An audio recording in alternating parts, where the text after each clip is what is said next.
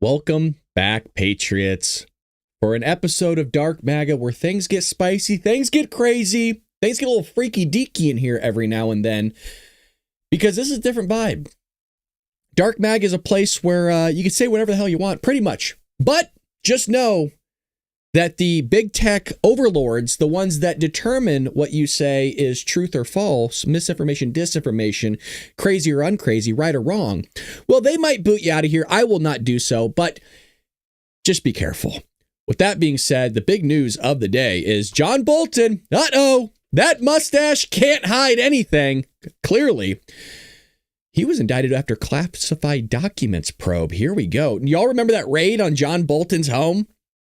Well, it looks like things are going off the radar. And we got clips here for a moment because Trump is like, I never knew. I didn't know that was such a thing. Former Trump National Security Advisor John Bolton, the stash, has been indicted by a federal grand jury. Look, the stash didn't do anything wrong. It was John Bolton himself. The stash should run free. Bolton was under investigation by and for his handling of classified materials and subjected to FBI raids on his home in Maryland and office in Washington. D.C. bureau agents seized multiple documents bearing some level of classified markings. Now, here's the thing. If he gets indicted for having classified documents, why is Hillary Clinton still not being indicted? Is that past the statute of limitations? I'm not sure. But here's Trump talking about Bolton. I want to put my son in jail for something that they made up. So they know they made it up. And they say he will serve the rest of his life in prison. These are sick, bad people. And don't tell me about us going after them. If anything, we've been very, very soft. I wouldn't be that soft. I'll tell you that. Thank you very much. I mean, what they did to his family. And there are clips here of where the heck is John Bolton's question at? Yeah, here we go. Here's the clip that I was looking for. My bad. I showed you the wrong one, but it was a clip we were getting to nonetheless. So it was right after this one. So now we're a little out of order. Everybody simmer down here in the chat. Okay, we got it squared away. All right. I don't need you yelling at me.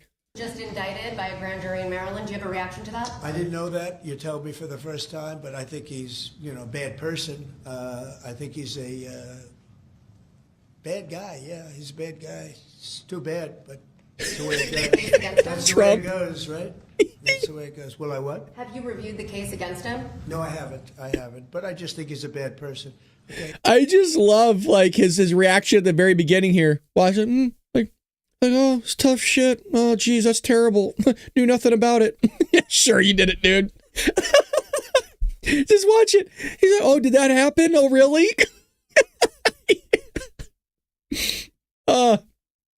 Trump is not good at lying. He really isn't.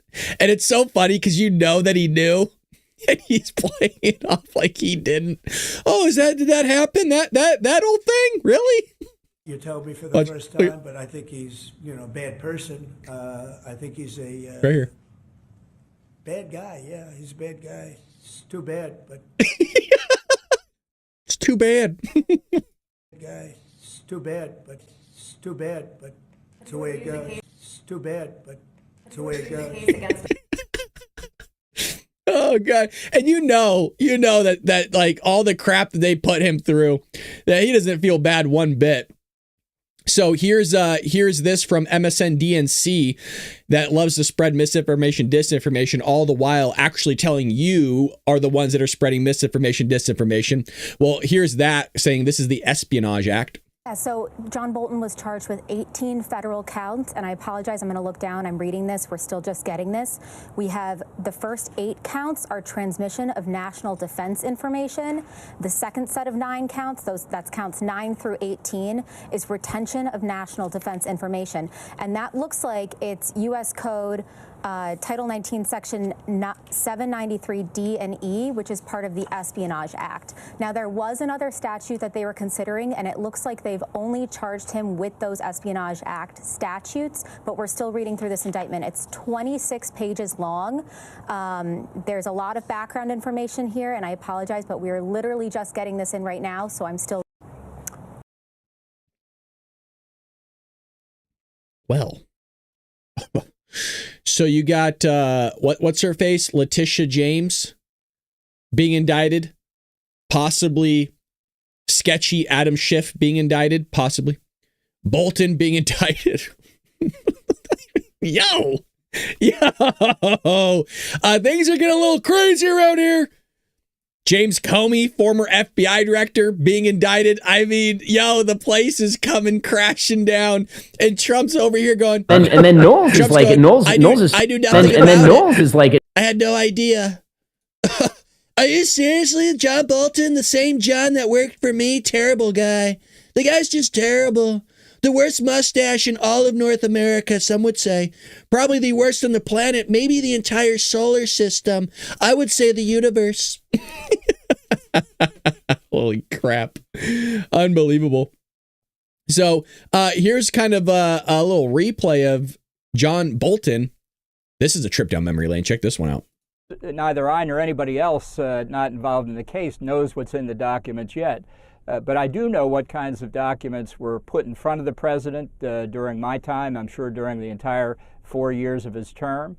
And they did go to absolute, the most important secrets that the United States has, directly affecting national security, directly affecting the lives and safety of our service members and our civilian population.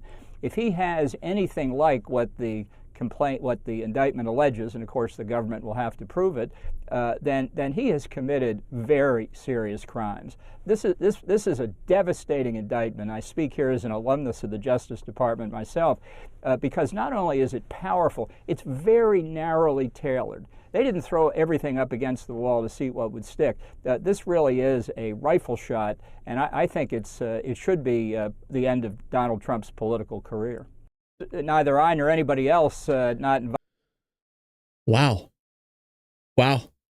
It's almost as if he's talking about himself here and talking about as of today. Crazy world we live in. It's nuts. Everybody's talking about this, by the way. Eric Doherty, let's kind of see what people are saying right now in the chat. Let's see. Oh boy, who did this? The Lorax. People, I'm telling you, every time I go to the comment section, there's hope in society. There's somebody out there that thought of this and did it. Shout out to the questionable gardener. You're not questionable anymore, sir. We have faith in you. In you we trust. Well, Johnny, what do we have here? Yes. Ohio farm girl. Exactly. Gosh, wow. Don't drop the soap, Adam. Jeez, dude. These people, man. Unbelievable. People are savages. Dude, people are just yeesh. Well, in other news here, we got Don Lemon urges people of color to arm against ICE raids. I have so many crazy clips to show you guys. I hope you're buckled in. I hope you got something good to drink. Get a little whiskey, get a little rum. I don't know what is your flavor. We got a lot going on right now. So make sure that you're really dialed in. I got the clip. Former CNN anchor Don Lemon advised people of color, including Indian and Mexican Americans. You notice that he leaves out white people that are tan? Do you notice? I always found that odd to me. Is that, no joke, if I went out and I'm not exaggerating, by the way, if I went out and tanned, I would be darker than Don Lemon himself. And I am as serious as a heart attack, by the way. I just don't go outside. That is why I'm so pale. To legally obtain firearms and carry licenses to protect against immigration and custom enforcement operations under the Donald Trump administration. Speaking on October 15th, he cited the Second Amendment. Well, here we go. Let's see this guy in all his glory and wisdom. He's about to destroy us. Black people, brown people of all stripes, whether you're an Indian American or a Mexican American or whoever you are, go out in your place where you live and get a gun legally, get a license to carry legally. Because when you have people knocking on your door and taking you away. Wait, what? I was sold up until about 20 seconds in. Hold on a second. I'm all for black people and people getting guns. I'm a big Second Amendment advocate. Isn't it crazy? Can we just pause? It just popped in my head. I know my brain still works sometimes, unlike the left. we have created an environment that the left is now telling people to go buy guns. Yes, Big Bong has it. Don Lemon likes the Second Amendment. We did it! Victory!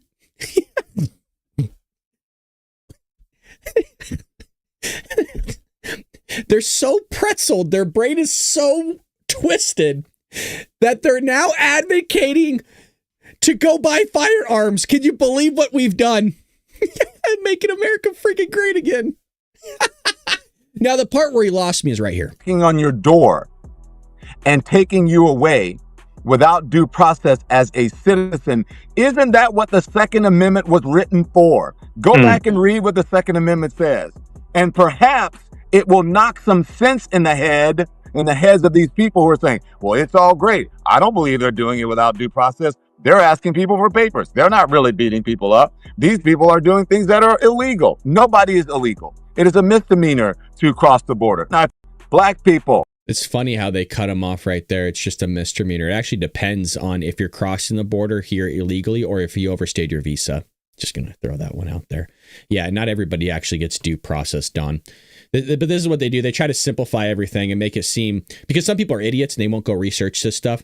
Yeah, not everybody gets due process, Don, believe it or not. Like if you're a violent gang member, you're a terrorist, you don't just get to come in and go, hey, I want to make sure I have a nice court date. Yeah, it doesn't work that way. Yeah, you're just deported or taking the Gitmo. But you say things like that, then it's just absolutely terrible. So Don Lemon is starting off well, and then he just loses the audience really, really quickly. In other news here, you are all deemed terrorists again. Yes, I am serious. Brad, wait, what? No. We have here Jimmy Kimmel. It's just short. Yes, the same Jimmy Kimmel that was just suspended not too long ago was on air saying that you are all terrorists. And it's not one of those things of like you have to read between the lines. It's one of those things where you need to just listen and you will hear it. Here we go. For anti-fascist. It's not a club you can join. There are no idiots. Antifa is just short for anti-fascist. It's not a club you can join. There are no membership dues, but they have matching signs. Okay, well, I guess we better round up these domestic terrorists, too. They look pretty matching to me. Listen, I'm going to tell you this. Spread it around. There's no chaos in Portland. None. There is no chaos in Chicago. There was no chaos in Los Angeles. They're pretending there's chaos as a pretense for a military takeover. But I'm open-minded. If there is chaos in these cities Trump calls hellholes, let's see it and decide if something needs to be done about it. Says the guy that has private security. Says the guy that has a nice mansion with a huge wall around it that's gated, probably within a gated community, or at least a community that's heavily trafficked by police officers, probably. I'm speculating a lot, as you can tell. That this is how these Hollywood elites, they think. Don't worry, there's not chaos ensuing. There's smash and grabs happening all over the place. It's not homeless, dropping needles, doing drugs right out there in the open. It's not chaos at all, you guys. I need to point something out here. Where he is filming this right now is on Hollywood Boulevard. There is legitimately, I'm sure as he's taping this, just so you know, they tape it during the daytime. As he's taping this, there is probably, half a dozen people within 100 yards of his studio, right outside his door. And I mean that in all literal sense. Right outside his door, probably either passed out on drugs, defecating in front of people, or out there doing the fentanyl crawl, literally right outside his studio on Hollywood Boulevard. Now, you might go, Brad, where have I heard this before of people being called terrorists, meaning MAGA supporters? Well, let me tell you. Joe Biden's DHS advisory board deemed all of you terrorists. So Joe Biden's DHS advisory board, Trump supporters are terrorists in their own country. I don't know if y'all remember that one. Let me see if I could find out this old article here.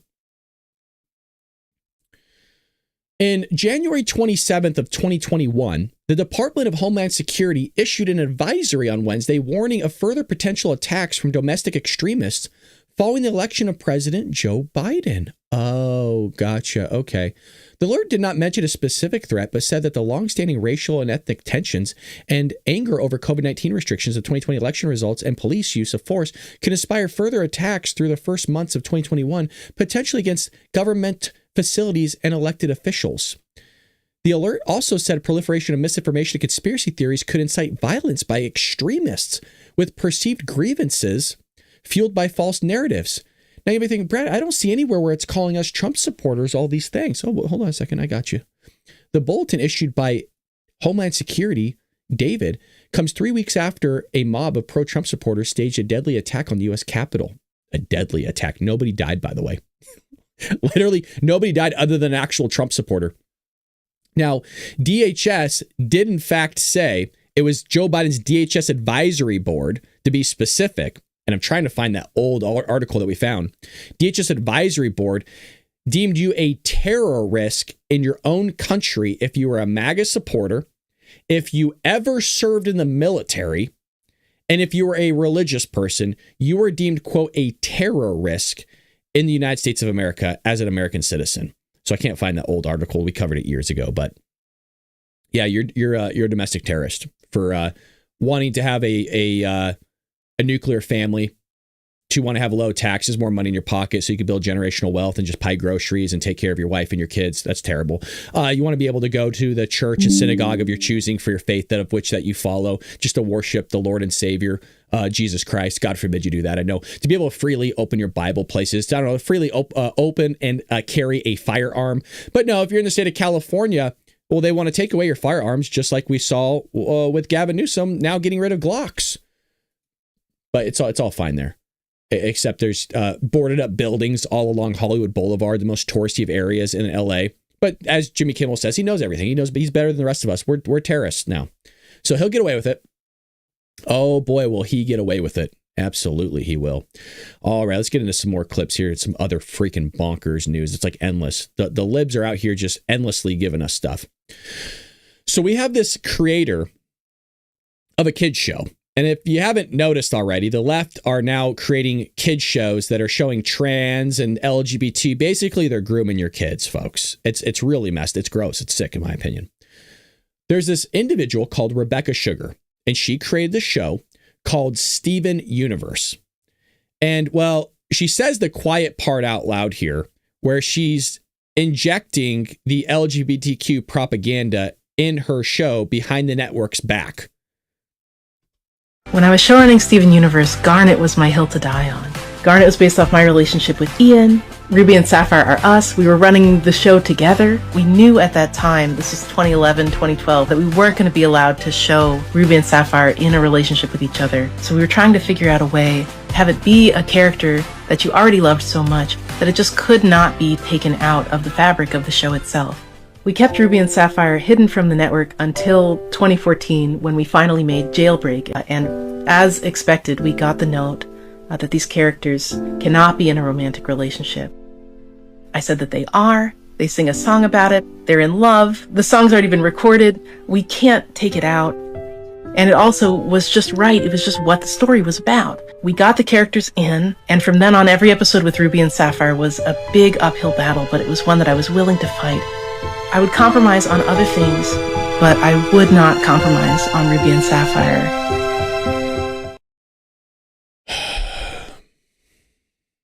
It's exhausting, I know. I see all in the chat, and I agree. It is utterly exhausting to see this pushed upon your kids. And you guys remember the old school, man? I mean, we were highlighted on Project Veritas for exposing a lot of this crazy crap that's been going on school campuses, to where you have people stripping and dancing in front of your kids, being groomed secretly through a club. Hey, Jimmy, I'm your best friend. Do you want to join math club with me? So you go to math club. It turns out there's a guy in a Speedo with his wee-wee all hanging out and asking for tips. And then your kid's like, this is fun. No more Johnny, man. Johnny Jimmy's turning into Janine or Janane. Hell, I don't know. Really Really crazy stuff. I mean, it's almost endless. The other thing that's endless is just the crazy crap Gavin Newsom says. This guy, I don't know exactly when his term is up, but I think it's soon, and I cannot wait. And I just hope, I know it's not going to happen, you guys, but if I put it out there in the ether, maybe it'll take hold. I'm praying to the heavens that we get somebody in there with their head on straight. It could even be, look, at this point, I'll even take a Democrat because a Republican ain't going to happen. I just need somebody else more sane. So you're all going to love this. I'm not totally against it. Gavin Newsom is now openly urging the people to issue a, quote, declaration of independence against the federal government. This, to me, is basically a call for sedition against the United States. No kings. A declaration of independence against the tyranny, against lawlessness in the context that there was no rule of law. It was the rule of king. And I think increasingly people are waking up to the rule of law in this country, increasingly appearing to be the rule of Don. Oh my God. And I hope it's dawning on people how precious this moment is and what's at stake. Button up your shirt, you slob, with your greasy ass hair. And so I hope people put a stake in the ground, take the opportunity and time to participate this weekend, but again, do so peacefully with a deep realization of the consequences and what the founding fathers were all about. No king.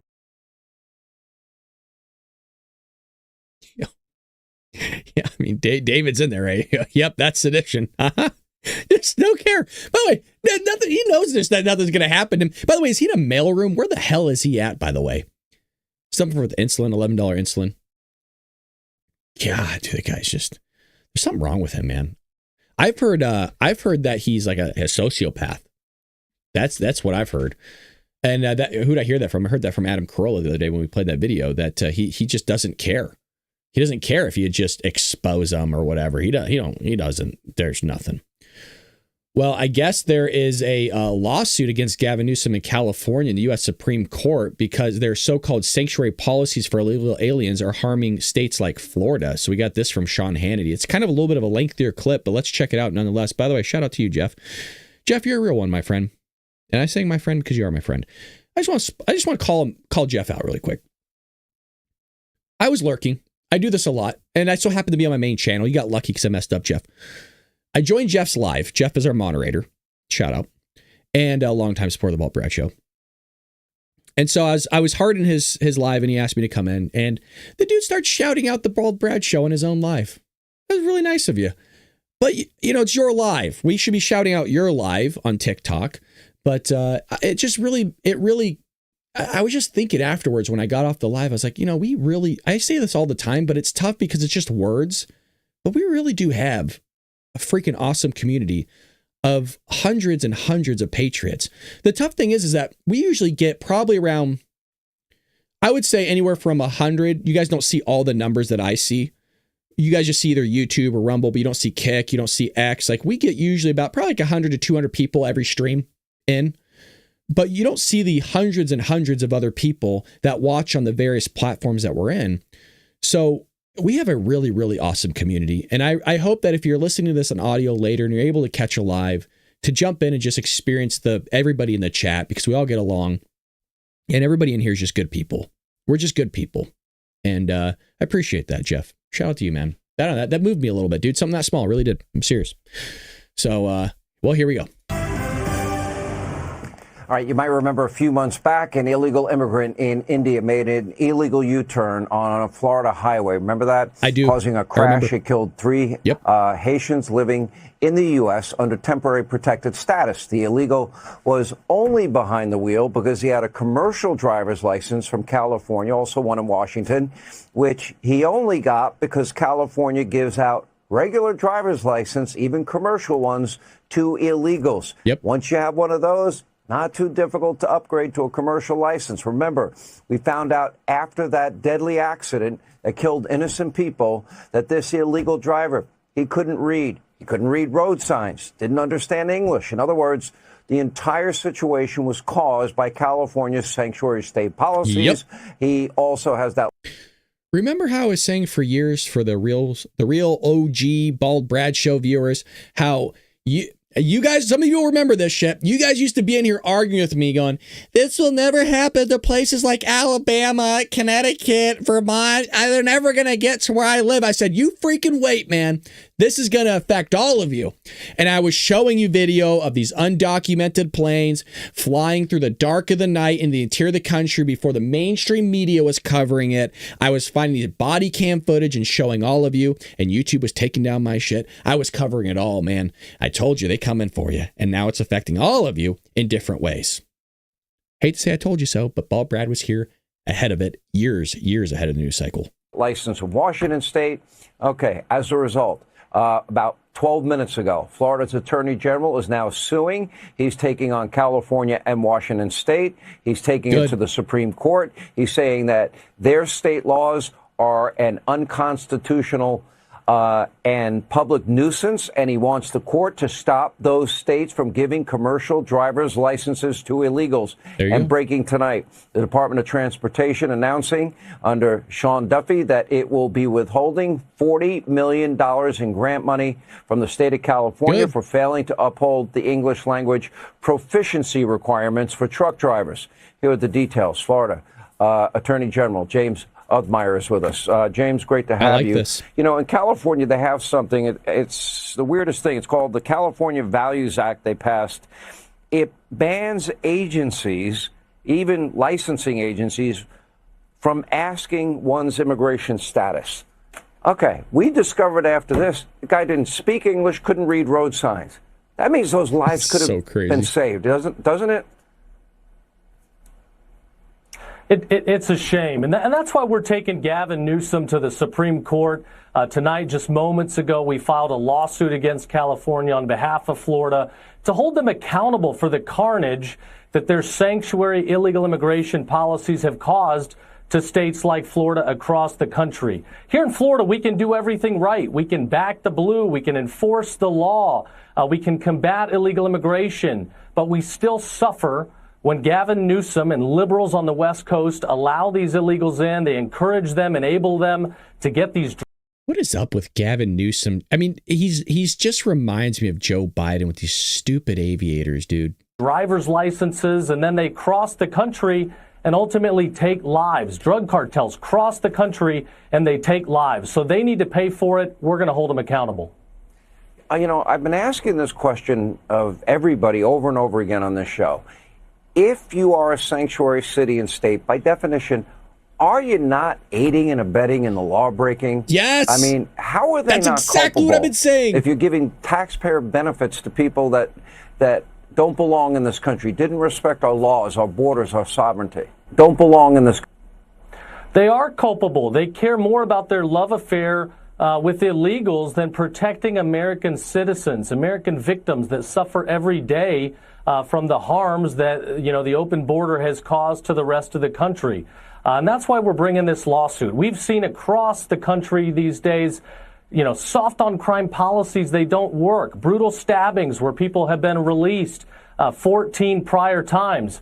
In Florida, that doesn't fly. We're tough on crime. We hold people accountable. We enforce the law. And we want people behind bars for as long as possible. Let me ask you a last question. Would this then open up these states and elected officials to liability themselves if, in fact, they allow, aid, and abet illegal immigrants and then terrible things happen?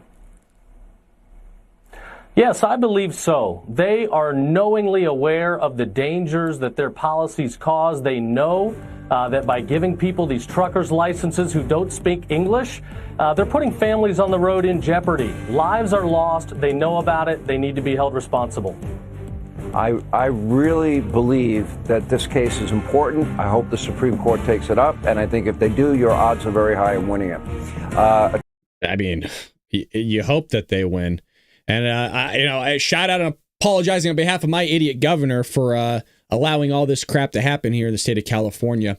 So Gavin Newsom, I gotta deal with this guy for almost another 2 years. Oh, my God. His term ends July 4th, 2027. So I got about a year and a half with this idiot in office. That's just, I if you want to do this raspy ass voice. Well, California pastor says voters must vote no on Gavin Newsom's Prop 50 redistricting. There are 54 seats, right? 43 are Democrat and only 9 are Republican. What has that gotten us? So, mind you, we're number one in homelessness. We're number one in poverty. We're number one in addiction. We're number one in income tax. We're number one in gas tax. We're number one in gas prices everywhere. We're number one in a budget deficit. We're number one in retail theft. We're number one in illiteracy. Like, it's just endless. So now even the pastors are starting to speak up on this. Hey, what up, fam? Folks have asked me, Rev, how are you going to vote on Prop 50? Well, let's see. There are 54 seats, right? 43 are Democrat and only 9 are Republican. What has that gotten us? It's gotten us a lot. You see, California is number one in so many things. Here are a few of them, okay? We're number one in homelessness. We are number one in poverty. We are number one in addiction, number one in income tax, and number one in gas tax, and number one in gas prices everywhere. We're also number one in budget deficit. We are number one in retail theft and illiteracy. Friends, it's time to start using our heads when we vote. Look at where voting with our hearts has gotten us. I want our beloved state to be number one, but not like that. So do I vote to add more Democratic seats for no other reason other than a response to what's happening in some other state? Nah. Look at what 80% Democratic representation has gotten us. I'm voting no on Prop 50. Educate yourself, friends. Hey, what up? Yeah, but even if people do educate themselves, it doesn't matter because they're still going to vote with and for things that basically don't affect them. Until it starts affecting them, then they'll start changing a little bit. Well, check this out. So Newsom blasts Trump over housing unaffordability and soybean trade cuts. Gavin Newsom criticized President Donald Trump on X for policies contributing to record U.S. housing unaffordability and a 78% drop in Chinese soybean imports. Amid renewed trade tensions, Newsom shared a chart of rising home prices. By the way, there's no need for a governor to do this unless you're actually planning on running for president. Be prepared. That's all I'm saying. Newsom shared a chart of rising home prices against flat wages and a 2018 video of a farmer decrying the original trade war's impact on crop values. Trump supporters responded by pointing to California's median home prices exceeding $800,000 and state challenges like homelessness and wildfires. So here's what Gavin Newsom posted. If you're curious, it says U.S. home price history 1890 to 2025. You have the home price index right here. And then, you have basically it's a time series graph. And, you have the bubble right there. And then it goes down and then we're back up again. Alrighty. So somehow that's Trump's fault. So it's always Trump's fault for anything.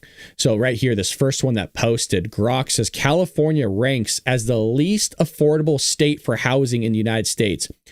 Per a 2025 analysis from sources like Business Insider and Yahoo Finance, factoring in home prices against incomes, median home values exceed $800,000. So the reason why, and I was asked to give you guys more like statistics lessons, if that's what you want to call it, is whenever you have a distribution that is skewed right or skewed left, your median is your best measure of center, because there's homes that go for $25 million. There's homes that go for $30 million in the state of California.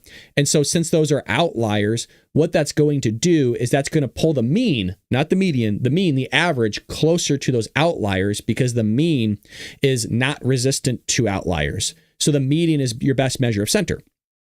So we're looking at 800, but it's more than that, 800,000 in many areas, far outpacing national averages with monthly payments. Look at this. Monthly payments often topping almost $6,000 for a cracker box typical home in the state of California.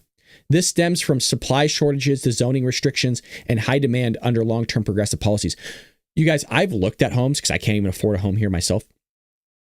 And I do everything right, by the way. Follow Dave Ramsey. I've been working since I was freaking 10 years old.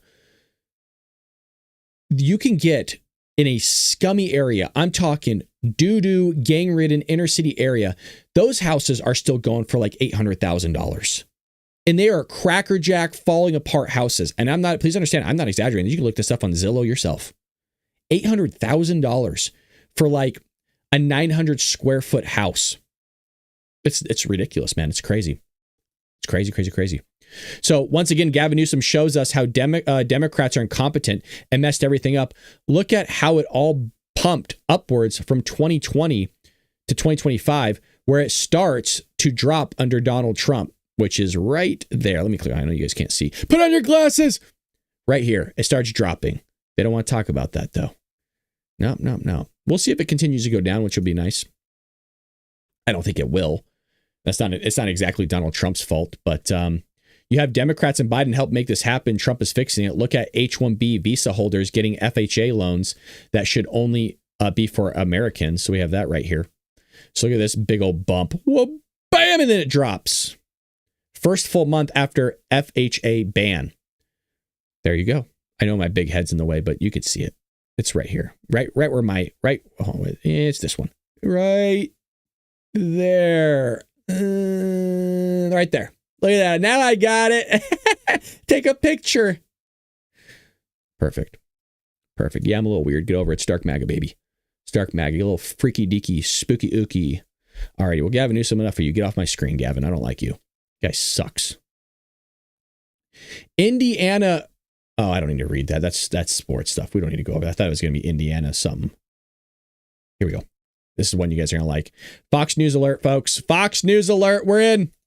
Let's do breaking news now. Immigration Customs and Enforcement has just revealed in the last short time a police officer working in Illinois is an illegal immigrant.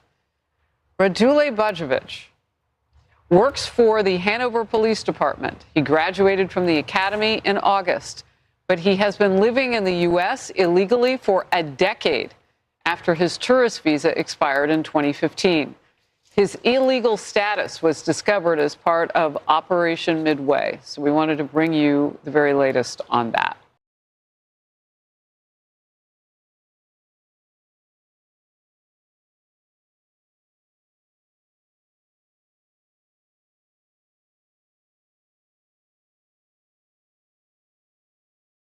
U.S. Immigration and Customs Enforcement arrested 25-year-old.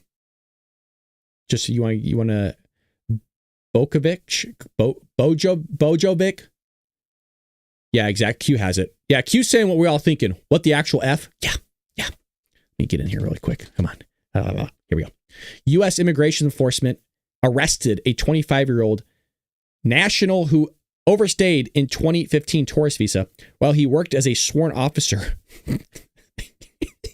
Freaking criminals are now officers. Crazy. We're told it wasn't happening, but it is. Hold on. It's so fucking nuts, dude. Just let me collect my thoughts really quick, okay? Because whoever thought this was going to be a thing?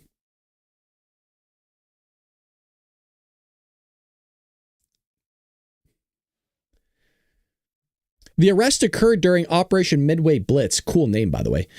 Who comes up with these names? They're so badass. A DHS operation targeting undocumented individuals in sanctuary areas that has led to over 1,500 detentions. A federal judge subsequently ordered ICE and Border Patrol agents to wear body cameras amid reports of clashes with protesters and journalists during the raids. Dude, that is so crazy, bro. Freaking nuts. Everybody's posting about it. Of course, Greg Abbott's posting. Greg, get out of here. Freaking Greg Abbott, dude. Oh, that's crazy, man. That's crazy. So here we have J.P. Pritzker, Illinois, allowed an illegal alien to be an armed sworn police officer. You can't make this up. In J.B. Pritzker's Illinois, an illegal alien is working as a sworn-in police officer with a badge, with a gun, and a pension. Your reaction? With a pension! Oh, God, it just is getting worse. You're paying for the guy's retirement. Oh!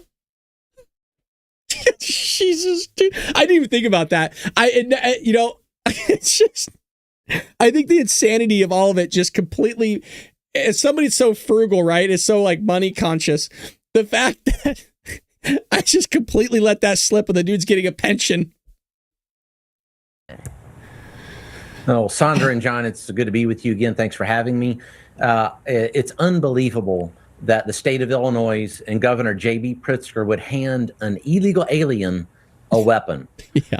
Title 18 USC Code 922 says it's a... So, hold on. I promise I'll let him finish. I'm actually going to go back. I'll let him finish. Isn't it crazy? I have to get this out. I'm sorry. I'm going to... The Democrats are now arming illegal aliens while disarming actual Americans by not allowing them to purchase Glock or Glock-style firearms. Let that sink in, yo. You can't get a Glock any longer. The most common and one of the most powerful firearms out there in the market. But they'll give this guy a firearm, and it just might be a Glock, by the way. Can we just let it sink in for a second? Dude, what an ass-backward society we live in. Holy. Alien a weapon. Title 18 USC Code 922 says it's a felony for an illegal alien to possess or own a firearm. But yet here we have an illegal alien with a firearm in the state of Illinois, as per J.B. Pritzker and those leaders. It's absolutely amazing what's going on here in Illinois. We do have a crime problem here. This is yet another example of the out of control crime problem, this time perpetrated by the state in Illinois. This is J.B. Pritzker, however. This is earlier today. You really can't make this up. Matter of fact, let me I just want to zoom in really quick on who this guy is. Let's see if we get this guy. I was told we weren't deporting white people. I mean, you heard Don Lemon say that people of color, brown, Indian, whoever you were, that they're only deporting brown Mexicans and blacks or whoever the hell they're talking about. They're always talking about somebody of some minority. This guy's a white guy. I was told there aren't any white illegal immigrants. That's weird. He's white. Look at his skin color. He's white. No, you can't talk about tanness. No, he could probably tan. Crazy. Crazy. What do you think's next? Okay, so now we have officers that are getting firearms that are illegal immigrants, allegedly enforcing the laws. Okay. Now, probably there's people in our military that are illegal aliens as well. I suppose we need to start checking for our representatives, and the next one's going to be a congressman, woman, hell, I don't know, senator, president of the United States, illegal alien. I mean, there was rumors about Barack Obama a long time ago. Hey, we're not going to open up that bag of worms again. That's a Pandora's box that's going to stay closed. But you know what I'm talking about. Dude, I don't know if we could top that, you guys. That is freaking nuts. Oh, wait, just kidding. No, we have Zohran Mamdani. He's going to probably top a little bit of that. Here he is. And in working with unions and working class New Yorkers to finally raise taxes just history. And it's that short of a clip. Hey, I know we're kind of already reaming you from behind on the taxes over there in New York, but I'm just going to raise it just a little bit more. I'm already really far deep inside you, but what's another 2 inches, huh? Just go ahead and bite down really hard, grab a hold of the posts, and I'll just drive further deep inside you. Don't worry. We're already deep as it is. You ain't going to feel it. You ain't going to notice the difference. It's nuts. It is so freaking crazy. Yeah, we're just gonna increase it a few percentage points. It's fine. It's okay. Remember, New York City, and I always use this, New York City is stoked that they got trash cans like a year ago. No, we've had trash cans here for decades. And New York, one of the oldest cities in the Union, we're out there prancing around excited because they got trash cans. Look, I ain't bragging about where I live, but I at least live in a Republican area in California. That's nice. You know what I mean? It's nice where I live. I ain't complaining about where I live. I complain about the way the state is ran, and Los Angeles, it's a bunch of dog doo-doo. So there's a Supreme Court case that could permanently destroy the Democrats. And we talked a little bit about this, but I want to go a little bit further because Matt Walsh has a really great piece here. And it's kind of lengthy, but there's clips that are involved that I want to go over. So when Politico ran this hit piece about the supposed racist and horrifying messages in that young Republicans group chat that went viral, which was discussed on many outlets, there was basically a lot of pushback on it, and rightfully so. But of all people, Supreme Court Justice Ketanji Brown Jackson did something to help Republicans who were being canceled in this smear campaign by the mainstream media. So Ketanji Brown Jackson, like every other Supreme Court justice appointed by the Democrat Party, is a rabid leftist wing partisan, man. She also has an IQ of virtually room temperature, but that's beside this point. And yet, in her own special way, Ketanji Brown Jackson stepped in, and she's done all those young Republicans a solid, because now it's completely moved away from them and to what she said. Mind you, this is a woman who probably can't spell her own name. And she's also the one that couldn't tell you what a woman was because she's not a biologist.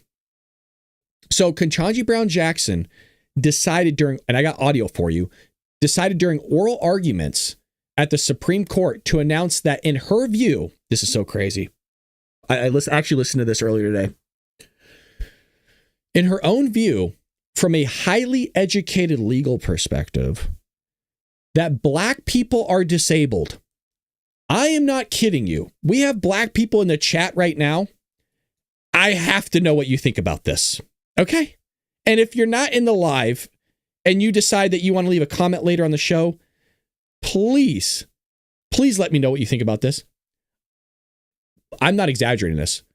Quote, they don't have equal access to the voting system. They are disabled, end quote. And just to bring you the receipts, so you know that I ain't making this up, here's the audio. I'm thinking of it, of the fact that remedial action, absent discriminatory intent, is really not a new idea in the civil rights laws. And my kind of paradigmatic example of this is something like the ADA. Congress passed the Americans with Disabilities Act against the backdrop of a world that was generally not accessible to people with disabilities. And so it was discriminatory in effect because these folks were not able to access these buildings. And it didn't matter whether the person who built the building or the person who owned the building intended for them to be exclusionary. That's irrelevant. Congress said the facilities have to be made equally open to people with disabilities if readily possible. I guess I don't understand why that's not what's happening here. The idea in Section 2 is that we are responding to current day manifestations of past and present decisions that disadvantage minorities and make it so that they don't have equal access to the voting system, right? They're disabled. In fact, we use the word disable in Milligan. We say that's a way in which you see that these processes are not equally open. It's so crazy. Yo. Do y'all remember that clip where the Democrats are like, black people can't get IDs? Do you remember that? No, let's watch that again. Oh no, I ain't letting this one go. It's so fucked up to black people, dude. I want to point out, I don't think any of that. So, oh my God, what was his name from the Daily Wire? People. I can't remember his name. Oh yeah, here we go. Yeah, Horwitz, Amiel Horwitz. Check this out. Here in Berkeley, California, to find out if voter ID laws suppress the black vote. We're watching this again. We've seen it before, but it's worth it. It's worth a replay. Do you have an opinion on voter ID laws? Yeah, they're usually pretty racist and they're bad. I think voter ID laws are a way to perpetuate racism. Would you go as far as say those laws are racist? For sure. Do you think it suppresses the African American vote? Definitely. Because they're less likely to have state IDs. Minority voters are less likely to have the kinds of IDs that have been described or required. These type of people don't live in areas with easy access to DMVs or other places where they can get identification. You don't get IDs over the internet. Does that also make it difficult for black people in particular? Yeah, you have to have access to the internet. You have to be able to pay an internet service provider for certain fees. Do you think that's harder for black people to go online? Well, I feel like they don't have the knowledge of how it works. A lot of people have smartphones, but you might not have data. For most of the communities, they don't really know what is out there just because they're not aware or they're not informed. I also think there's a repression of black voting with how if you're a convicted felon, you're not allowed to vote and everything. And when you look at swing states like Florida, that's a huge population of the African Americans. Now I'm here in East Harlem to ask black people their thoughts on what you just heard. Do you have ID normally? You carry ID around? Yes, I have state ID. Do you carry ID? Yes, I do. Do you know any black person who doesn't carry ID? No. Everyone that I know has ID. Why would they think we don't have ID? That's a lie.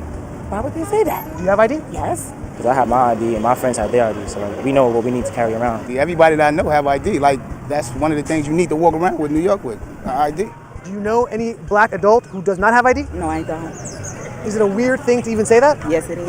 What is this? Do you think it's a weird thing that what Ketanji Brown Jackson said? Do you think that's a little weird too? Mind you, this was from years ago. She's out here pulling her ID out. I love it. Some type of trick candy camera? I know, right? That's the only thing I brought with me. Those are legit IDs. I heard a lot also that black people can't figure out how to get to the DMV. Really? What does that say to you? I know it's that, on 25th Street. Do you know where the DMV is around you? It's on 125th Street and 3rd Avenue, I believe. You know how to get there? Yeah. Would you have a problem getting there if you have to get there? No. I know these sound like silly questions. You know how to get the DMV? Of course. You know where it is? Yes. You can get there? Uh-huh. No problem. No problem. Just checking. Okay. And I also heard a lot that black people, especially poor black people, have no access to the internet, can't figure out how to use the internet. That's just stupidity, honestly. Everybody has access to the internet, even little. Hey, all I'm saying is, you heard it. You heard it. It's really, really wild. So we got, we're not done yet. We got more. So she said, and this is the exact quote, y'all heard it, meaning, I ain't making it up here. Quote, they don't have equal access to the voting system. Then she referred to black people as they are disabled. You all heard it from the horse's mouth. She said it. Now, if I'm an editor at Politico, and thank God I'm not, by the way, this would definitely be cancel-worthy line. You will not find any imaginary white supremacist, even in the fervid imagination of Merrick Garland, who would come up with content like that. But here we are. We're being told that black people are basically disabled. I know. What else can you say in terms of your verbiage that it's crazy? Now, of course, in this case, because Ketanji Brown Jackson was allegedly making a legal argument in a case before the Supreme Court that we're supposed to look the other way and pretend like it's normal and that she's making an intellectual point. Now, the problem for Democrats is that, no, Ketanji Brown Jackson was not making an intellect point, right? Or an intellectual point. Not at all. No. As a result, it looked like they're going to lose this particular case here, where the majority of the justices on the Supreme Court made that clear during their oral arguments. And that this isn't just any random case. This is a big one. If Democrats lose this one, as it appears like most likely they are, by the way, that the results will be utterly catastrophic for the Democrat Party. We are likely talking about a disaster of unprecedented proportions in the United States, folks. And I'm not exaggerating that. That is not you're just being extreme, Brad. That's silly. No. It's not an exaggeration. And this is easily one of the most important Supreme Court cases of all time. It's a case that will finally destroy once and for all, really, a fraudulent system that Democrats have relied on for decades to win dozens of seats in Congress. They have been rigging the game for generations, and we've all been staying idle. Not anymore. They have been stealing elections in plain sight, and now it's coming to an end. And as a party, Democrats could be absolutely decimated by what's happening right now. This is huge, folks. So if you back up and talk at some length about the case Ketanji Brown Jackson was dealing with, which she made the comment, here's how they are describing the case on MSNBC to give some background and some sense of how they're panicking on the left. They're freaking out. They don't know what to do. So here's a clip. Let me load it for you. Tell me what was argued in front of the Supreme Court today and where it appears the justices were likely to fall. So lawyers argued that Louisiana violated the Constitution when it drew a second majority Black district in order to comply with the Voting Rights Act. For decades, the Supreme Court has interpreted the Voting Rights Act to require these opportunity districts that have large Black and brown populations so that these communities can elect the representatives of their choice. But today, lawyers argued that that is unconstitutional, that taking race into account to draw districts, even if it is designed to boost representation for minorities, even if it is designed to remedy past discrimination against minorities, that violates the Equal Protection Clause by considering race, and that the Constitution must be colorblind. And it sounded like a majority of the justices are leaning toward embracing some form of that argument, which would essentially dismantle the Voting Rights Act as we know it today. How do you know that that's the way that they were leaning? All 6 of the Republican-appointed justices indicated that they think that the Voting Rights Act has essentially outlived its usefulness. Justice Brett Kavanaugh continually said that there has to be a time limit on any race-conscious law and suggested that the expiration date for the VRA has arrived. Justice Barrett suggested that Congress went beyond what the Constitution requires in prohibiting these kind of racially skewed maps and that it couldn't be squared with the Equal Protection Clause. Justice Thomas, Justice Alito, Justice Gorsuch, all indicated that protecting Black communities by drawing race-conscious maps that give them more representation is actually racial discrimination, that it is unconstitutional because of the mere consideration of race. And so the law, again, as we know it, must fall. Now, I don't know exactly how the justices will decide to dismantle the law. They could interpret it differently. They could strike it down. But all 6 of them seem to be leaning towards some kind of result that would radically weaken, if not altogether demolish, what we know of the Voting Rights Act today. So if this does happen, if it is overturned, if your assessment of where they're leaning is correct, let us show what could be impacted. This is a few maps. Check this out. Showing VRA protected congressional districts that could be affected. There's one in Louisiana. There is another in Alabama. And there is another in Texas. And those are the number of specific districts that could change. You see Florida in there as well, and a few other states. So they're crapping their pants right now. So they're upset, just to be clear, because the Voting Rights Act was one of the most significant pieces of civil rights era legislation. And when I say significant, please understand, I mean that it's given the Democrat Party an extraordinary amount of unearned political power for many decades. And now, based on oral arguments yesterday at the Supreme Court, it's likely to be struck down. Now, on the surface, the Voting Rights Act was a reasonable sounding law. It made it illegal, basically, to deny any American their right to vote or to discriminate against voters on account of their skin color. And most people would agree, by the way, with that kind of basic premise of the Voting Rights Act. Well, the point at the time was to ensure that there wouldn't be any or a conspiracy of gerrymander congressional districts in such a way as to dilute the Black vote. So, for example, it would be illegal under the Voting Rights Act, for example, for a state government to intentionally draw its congressional district maps so that in every district, Black people made up a very tiny percentage of the population. Now, this could be a little confusing, so let's break it down a little bit further. So let's say here that there's a town that's holding an election for a dog catcher. The winner of the election is the candidate who wins a majority of the town's 5 districts. And let's say the town has 150 white people and 75 Black people to make the numbers easy.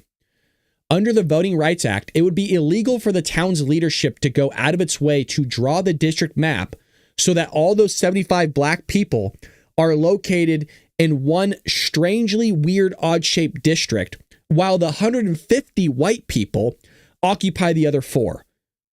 Basically, it's almost like segregating based on on race to give all the points to the white people and not the Black people. Now, that would be a clear effort to dilute the vote along racial lines. I think everybody would agree with that. And it would minimize the Black vote so that you don't have any impact on the outcome of the election. Now, that seems reasonable enough.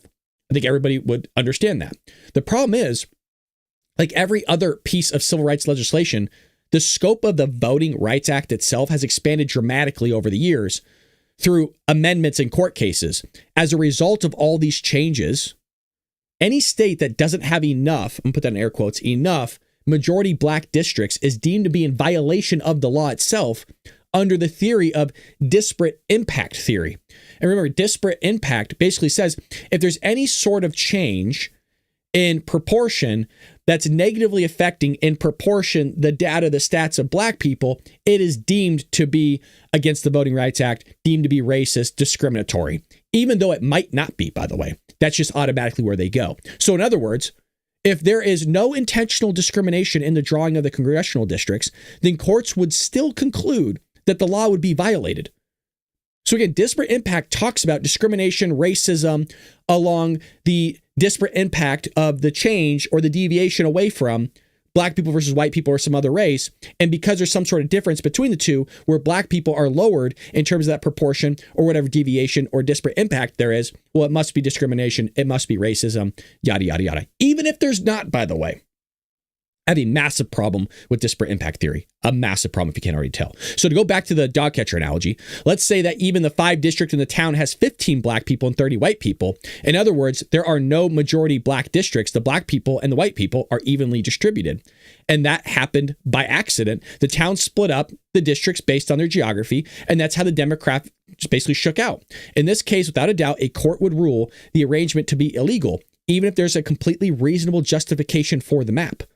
The mere fact that black people don't have a majority district by itself is supposedly evidence of discrimination, given that the town has a lot of black people overall. Did you guys see where we're going with this?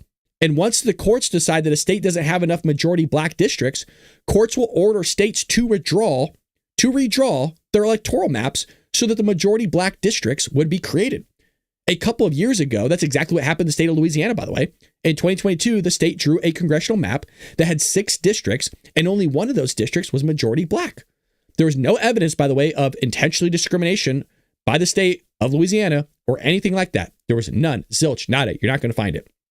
Now, Louisiana made a strong argument that they had drawn the maps to maximize the political advantages of the Republican Party, not to exclude any racial group, but under the Voting Rights Act, even of intentional discrimination wasn't needed. The mere fact that there was only one majority black district, according to the courts, was a problem. And that problem means discrimination. That problem means that there's racism. That problem means, oh, you can't do it. You can't do that. Uh-oh. Now, you're probably beginning to see the whole issue here that we've been talking about. Black people as a democratic group, like a demographic, overwhelmingly vote Democrat.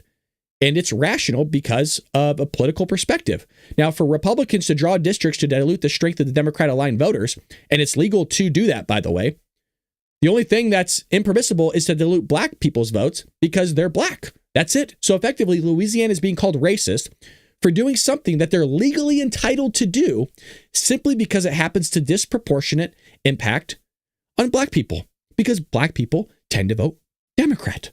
So now you're seeing a huge issue here. So therefore, the Louisiana state was ordered by a federal court, and I'm about to show you a picture here, a federal court to create a new majority black district because not enough majority black districts existed. They had to go back and carve up the entire electoral map and lose a member of Congress in the process to create a new district where black voters were the majority. Look at this. Look at this right here. Look at this. I mean, talk about giving a kid a crayon and just going, just drawing stuff everywhere. Look at the wonky shit that's going on here. Look at this little hook right here. Look at this fishing hook. What the hell? Yeah, nothing weird here. Look how it comes all the way out over here. Just, oh, yeah, there's like Jimmy Bag of Donuts lives way out here. And yeah, let's make sure we get him in there. Oh, all right, then we'll hook back around. Look at this one. We're going to come back down like a baby's pinky. Just coming in. Unbelievable. So right now, it does seem like the Supreme Court is going to answer the question correctly with a resounding no. Meaning, this ain't legit. And if that's ultimately the court's decision, Democrats will lose nearly 24 seats in Congress. Talk about wiping the floor with them. And they'd have a difficult time obtaining the majority in the House of Representatives like ever again.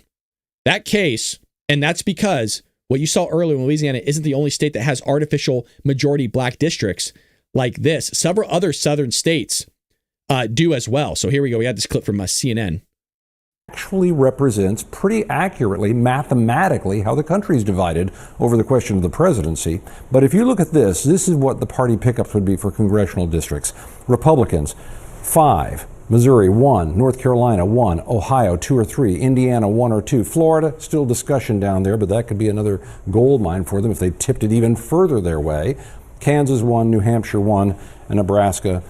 Democrats, Utah, California, Maryland. Look at this. If you offset California and Texas, Missouri and Utah, North Carolina and Maryland, everything left over is an advantage to the Republicans. And don't forget, the Supreme Court is considering what could really be the end of the Voting Rights Act, which would protect minority groups. So you don't have a state that's half black, for example, that elects only one congressional member and everybody else goes to the Republicans that would represent that population in some ways. So if that is gutted, Democrats could lose 19 seats. This would be a huge amount.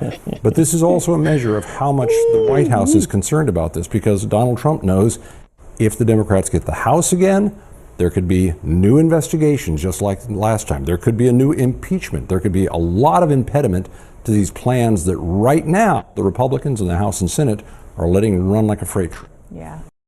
Wow. Wow, wow, wee wow.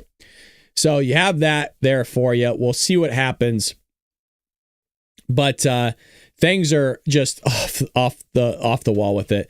More people are coming out. More people are talking about it. It's breaking news. I want to make sure I at least give you guys a gist of what's going on with that, and just the craziness of what the Democrats of the Supreme Court are saying. Just calling black people disabled is crazy. Just absolutely bonkers, man. Well, that is what we have today for Dark MAGA. Really appreciate all of you hanging out with me. Hopefully you learned something today and got a little bit more news under your belt of what the hell's going on out there in the world. We'll be back here tomorrow for our original scheduled broadcast, which is 6 a.m. Pacific Standard Time. Yeah, you heard that correctly. 6 a.m. It is a morning show, folks. Brad, is Vegas considered a blue country county? I don't know, actually. Let's look that up really quick. Let's see that really quick. Well, ask Grok. Ask Grok. I think it might be blue, but who knows? We'll be back here tomorrow. Jeff, message me on TikTok when you're going to go live. I'll see if I can make it. And tomorrow is Friday, baby, so it's more of a loosey-goosey episode. But be there, 6 a.m. Pacific Standard Time. Wake up early, folks. Get a cup of coffee and hang out with the Bald Brad crew. With that being said, I'll see you tomorrow, guys. Pray for this country. Pray for Donald Trump. Pray for peace on earth. Read your Bibles. Pray to the Lord. Check in with him. And I'll see you tomorrow here on the Bald Brad Show. Take care, Patriots.